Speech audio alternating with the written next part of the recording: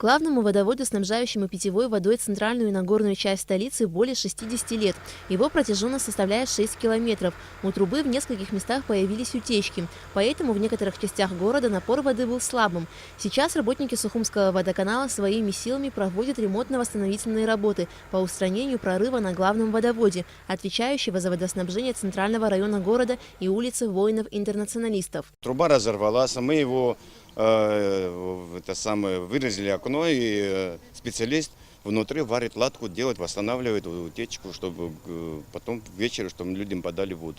Помимо главного водопровода, работы ведутся по улицам 30 сентября и имама Шамиля. На этих участках будет произведена замена канализационного коллектора и ливневой канализации. По российской инвестпрограмме параллельно идут работы по замене главного водовода столицы. Его протяженность будет составлять 6,5 километров. Уже проложено около 600 метров. По словам специалистов, работы планируется завершить в сентябре 2019 года.